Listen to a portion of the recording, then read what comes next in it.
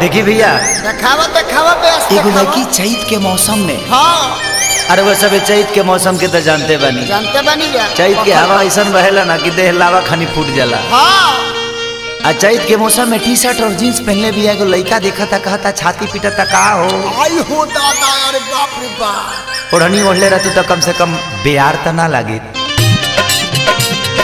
मार दिलू कुरुप जइबू कुरुप। लड़का का कहता का खोल के बतावा खोल के। ये हो राजन भाई बढ़ा रहा हृदय भाई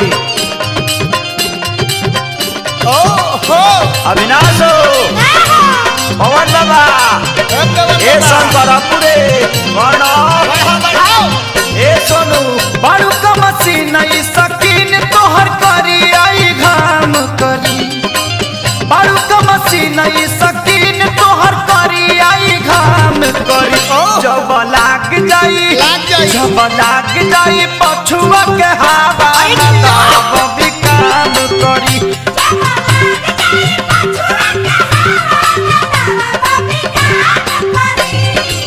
बारू का मशीन नहीं सकीन तोहर करी आई घाम करी।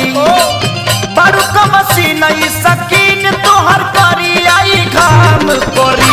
जब लाग जाई जब लाग जाई पछुआ के हवा तब भी काम करी।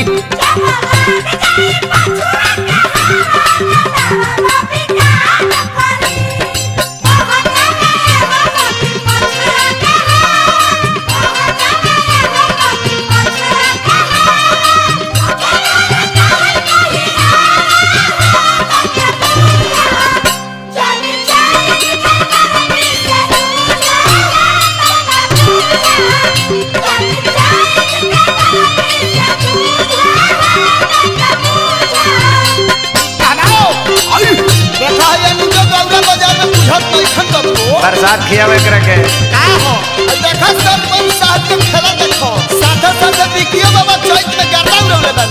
छतिया उतान के चलता राह में जरता जमीन कैसे सहतारू धाह में। ए हो हाँ हाँ छतिया उतान के चलता राह में जरता जमीन कैसे सहतारू धाह में। डॉक्टर लागे जइबू कुल कुछ चढ़ा के नसा जाम कोरी। डॉक्टर लागे जइबू कुल कुछ चढ़ा के नसा जाम कोरी। जब लाग जाई पछुआ के हवा तवा बबी काम कोरी।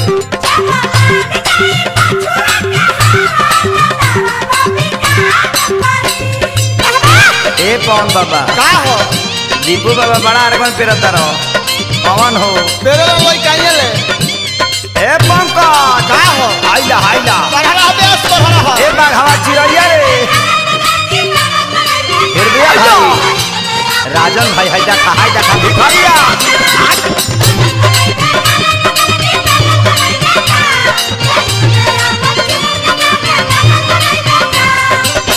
आइले चाय था टी शर्ट नो अलाउ भिखारी हो ए राजन भाई हृदय भाई हो। पवन खेसारी के तो बात ल तू मानी लाग जबलू नहीं देखी जवानी। पवन खेसारी के तो बात ल तू मानी लाग जबलू नहीं देखी जवानी। अमवा के सरबत पिया बुए गोरी आराम करी। अमवा के सरबत पिया बुए गोरी आराम करी। जब लाग जाई पछुआ के हवा तवा बबी काम करी।